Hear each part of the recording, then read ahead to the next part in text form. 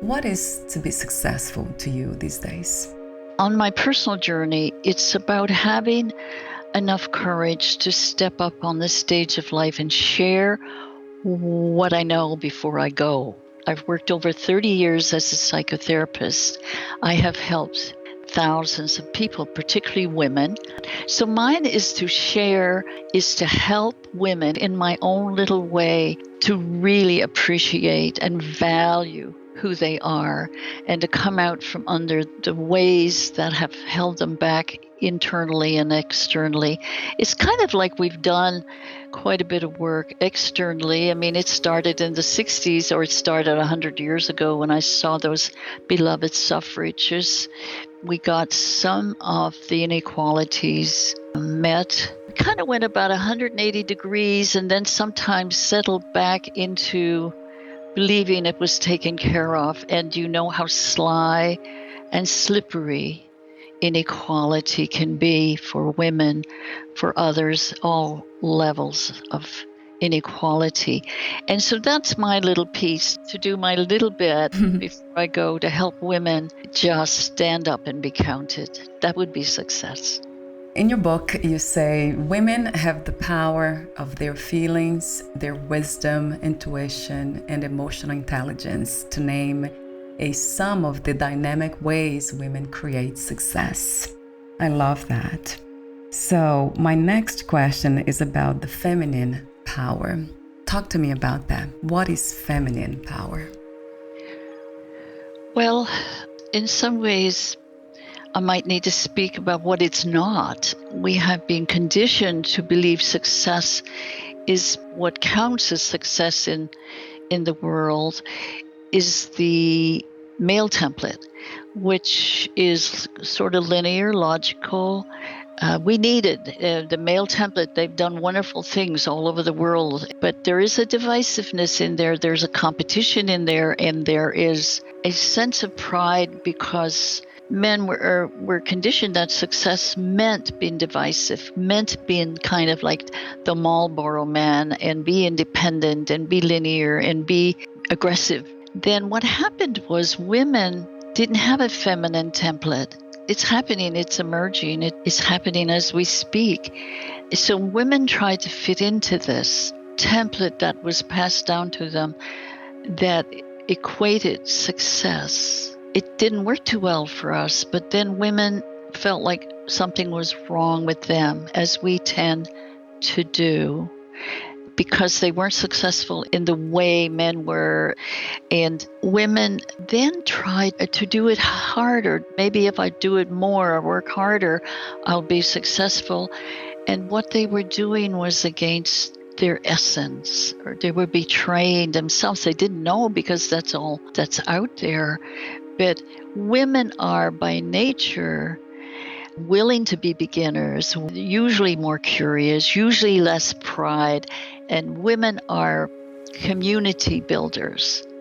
And instead of divisiveness and the Marlboro unique approach, women are learning to also trust other women and to develop community. And when women trust other women, there's amazing power. It doesn't mean they don't have some of the male attributes as we all do. I mean, we could get up off the couch if we didn't have a nice combination of both. It's just that if it gets extreme on either end of the spectrum, it's out of balance. And one of the reasons women have been conditioned over time not to trust other women, and that goes back to the patriarchal scarcity to belief, where women were, not that many decades ago, owned by their partners and to not have any power. I mean, did they have money conversations? Do they have which schools? Women were running the household, but they didn't have power to make money decisions and to make big buying decisions. And it's kind of like, I have women say to me these days, we can set any time for my appointment. I don't work. This is a woman running, a household of children, the social calendar, the husband's other properties, I don't work. She's not valuing her work because she's not bringing in a check at the end of the week.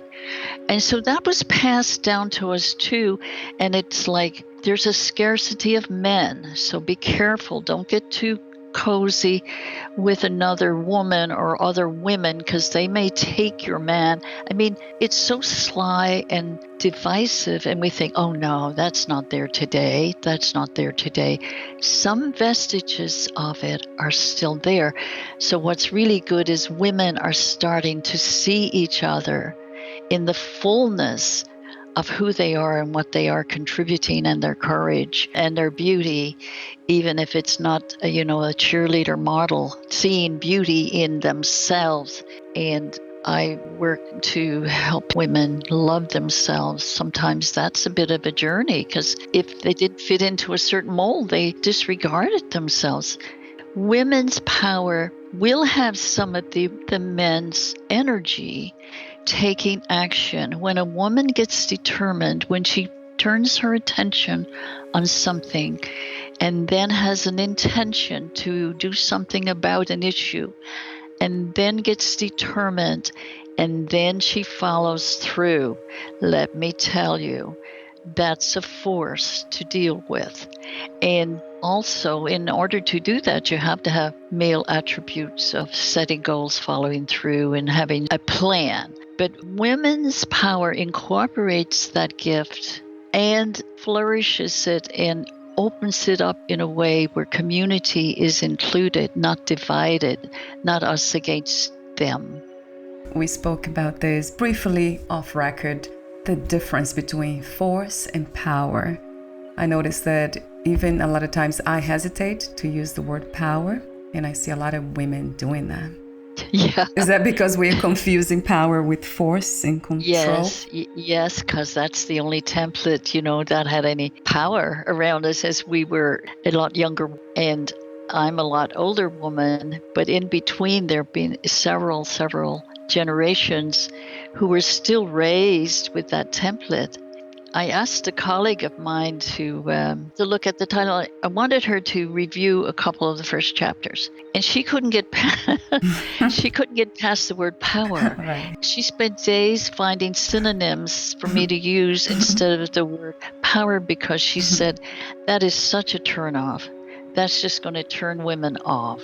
They won't read it. I saw her point because from where women come from, power means control. Power means aggression.